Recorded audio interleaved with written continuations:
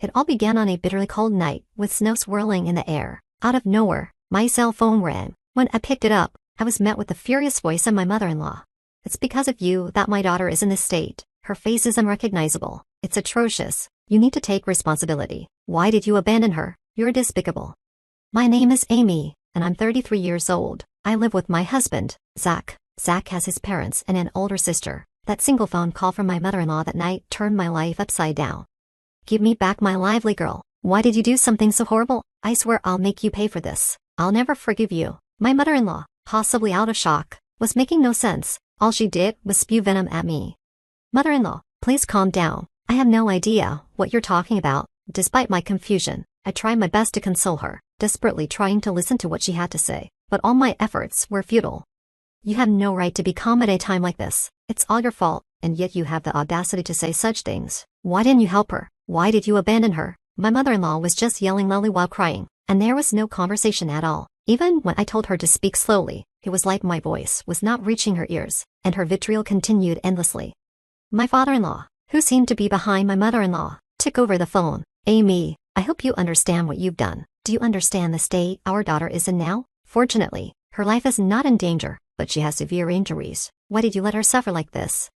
Since my father-in-law was a little calmer, I honestly told him, "Father, I'm sorry. I really don't understand what you two are talking about. What on earth happened?" He looked perplexed that I knew nothing, but somehow, I got him to tell me the story. It was content that made me doubt my ears. My sister-in-law, a single mother, was living with her young child, about a 20-minute walk from my home. She had a young boyfriend who she had been dating for some time, and he frequently visited. I had heard from Zach they had a quick temper, and had often raised his hand to my sister-in-law. Apparently, his mood was bad last night, and my sister-in-law suffered from more violence than usual. She felt danger to their lives, so she picked up her child in a frenzy, and ran out of the house into the falling snow. Without anywhere to go, my sister-in-law thought of her brother, who lived nearby, and went desperately, hoping to find refuge at our house. My sister-in-law rang the doorbell. Zach, who was home at the time, answered. My sister-in-law stood outside the door, holding her child in her only clothes, her face bruised and gasping for breath. Anyone would have known at first glance that something was wrong, but Zach did not show concern for his own sister. Instead, he seemed a bit irritated and said, "If I let people in without permission, Amy will get mad. Sorry, but can you go home? She's scary when she's angry. You understand, right? Please leave," and turned her away from the door. My sister-in-law couldn't believe what her own brother had said, but she was in immediate danger and needed to find refuge. Desperate, she begged him in tears, "At least lend me money for a hotel." She had left in such a hurry that she didn't have her cell phone or wallet. But Zach's response was even more astonishing.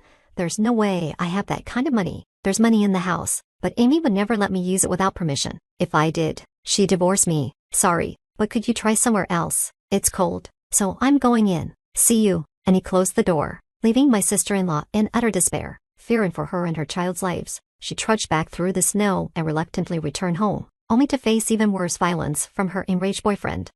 My sister-in-law was beaten until her face was unrecognizable, and the child was kicked until they lost consciousness. She tried to stop him by clinging to her boyfriend, but the violence only escalated, and her screams echoed through the neighborhood, along with the sound of breaking dishes and destruction. A passerby who heard the commotion realized something was wrong and reported it to the police. After that, my sister-in-law and her child, both beaten and collapsed, were found and immediately taken to the hospital by ambulance. Though they are now conscious, they are seriously injured and have been hospitalized with a prognosis of 1 month for full recovery. I got home late last night because of work, and my sister-in-law did not come after I got home. If I had been there, I would have never turned her away. If I had seen my sister-in-law in that state, I would have immediately recognized the danger, let her in, and called the police. I don't understand why my in-laws believe that I was the one who turned her away. On top of the shock of what happened to my sister-in-law, I was overwhelmed by the accusations from my in-laws and was very confused. Despite my father-in-law's relentless accusations, I knew I had to clear up the misunderstanding. Frantically, I explained, "I wasn't home when my sister-in-law came by. I worked late last night at the cafe I run. Had I been home, I would have noticed her distress and let her in. I would never turn her away. Please give me some time to figure out what happened." Although he wasn't convinced, he seemed to cool down and hung up the phone. That day, I was working late at my cafe, developing a new menu. I had informed Zach about the expected time I'd be home, but I ended up working longer. I missed the last subway and had to take a taxi, arriving home past midnight. When I got home, I saw Zach, but he didn't mention anything about his sister. I was confused about why he had done what he had. When I confronted him after he came home from work that night, his response was shocking. I could tell something was wrong when she showed up, but I was just about to enjoy my beer, and it was cold outside, so I wanted to close the door quickly. Plus, I didn't think there was anything I could do about it. I couldn't hide my anger at his selfish excuse. Didn't you feel anything seeing her like that? Why couldn't you at least let her in? She's been through so much since you turned her away. When I detailed his sister's current condition, he justified himself by saying, "Remember how you used to complain when my parents dropped in without notice? I thought I was being considerate by not letting her in, thinking you wouldn't like it. What did I do wrong?" It turns out he had assumed that I would be bothered if his sister showed up unannounced and had turned her away. I asked him another question. "Why didn't you lend her any money? You could have done that much, couldn't you?" He responded, "I was taken aback when she asked for money. I'm short on cash right before payday. I just lost money playing slots recently, and I hardly had $10 in my wallet. If I gave her our household money, I knew you would get mad, so I refused." I don't see anything wrong with what I said. I was speechless, completely shocked. I had always thought he was a bit self-centered, but he also had many good qualities. I had been giving him the benefit of the doubt, but I realized it was a terrible mistake. He was incapable of making sound decisions because he always put himself first. He had no compassion for others, not even a bit of kindness, and he was foolish enough to prioritize his drinking over his own sister's distress. But it was too late to realize this now. He didn't seem to feel guilty or responsible at all about his sister being rushed to the hospital. From my perspective, she would have ended up like this anyway, no matter where she ran off to. On the bright side, she's safe in the hospital now. We're both safe, all thanks to me, right? He was talking about it as if it was someone else's business. His heartless remarks were making me feel like I was losing my sanity, so I decided not to talk to him any longer, holding back my anger.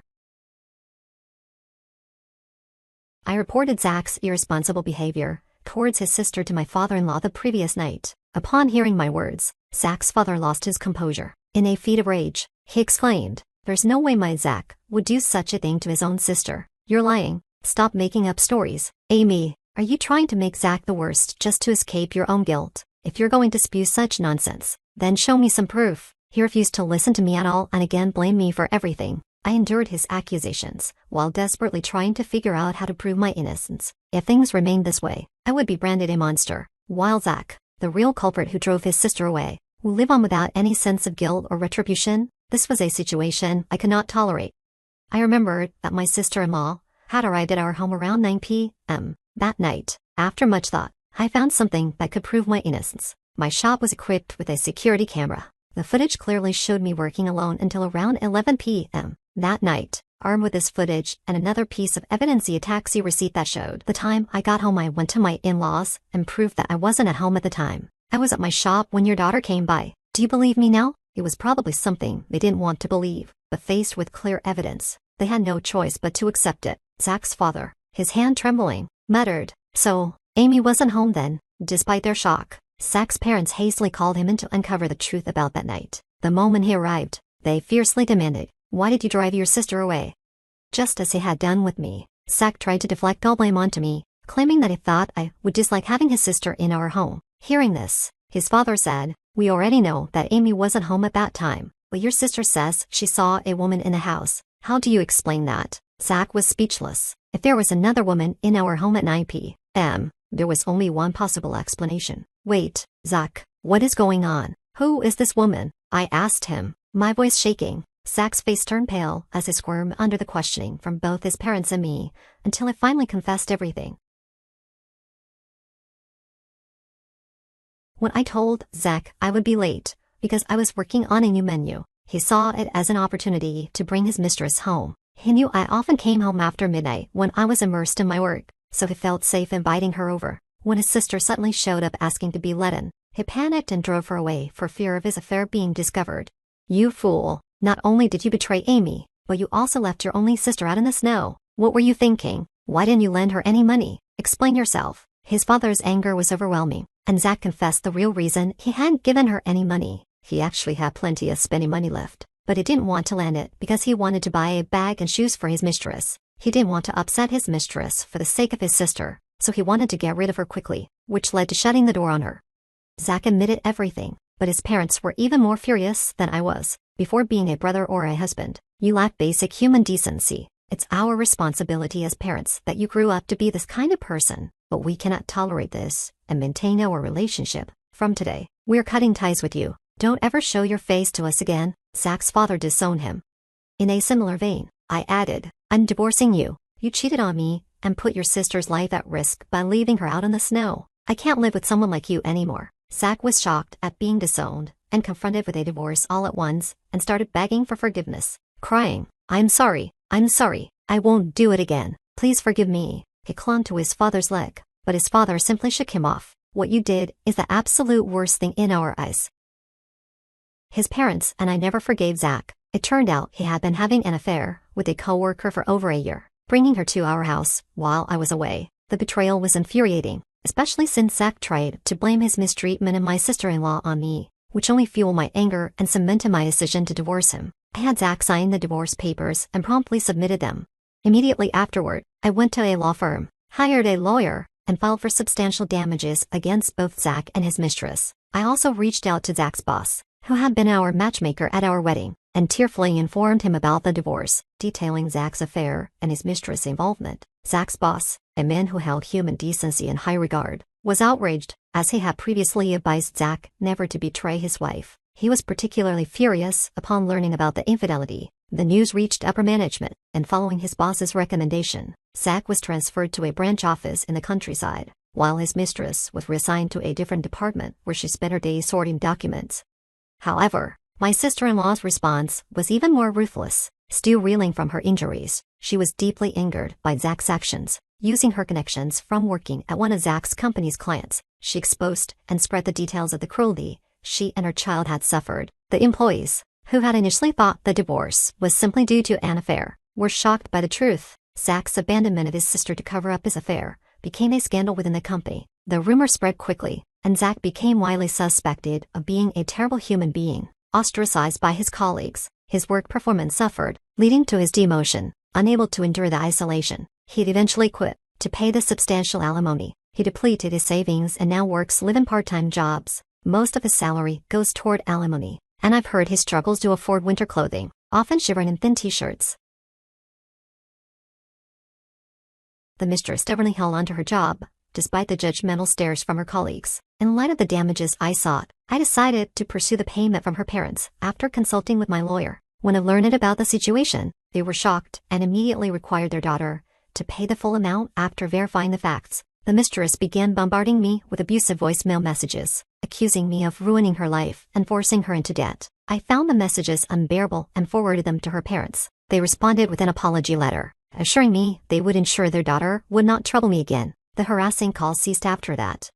As for my sister-in-law, her abusive boyfriend's actions became a police matter, allowing her to file for damages for her injuries. It was a difficult process, but she eventually managed to break free from him. My in-laws and sister-in-law apologized for initially blaming me and for Zach's infidelity. While both the betrayal and their initial accusations were painful, I understood their emotional turmoil upon seeing their daughter taken away in an ambulance after such severe abuse. Zach's affair wasn't their fault, and I didn't hold a grudge against them. On the contrary, I hoped they would heal from the trauma and support my sister-in-law and her child through the recovery. If I were in their position, my parents would likely have reacted similarly. My in-laws and sister-in-law are fundamentally good people, and even though I'll probably never see them again now that I've divorced Zach, I genuinely wish them well and hope they take care of themselves. I moved closer to the cafe I run, making it within walking distance. This change means I no longer need to worry about catching the last train and can focus more on developing new menu ideas. Though I was caught up in unexpected events, I believe I would have been unhappy if I had stayed married. Some actions are simply unacceptable, and I'm committed to living a life I can be proud of, always keeping that in mind.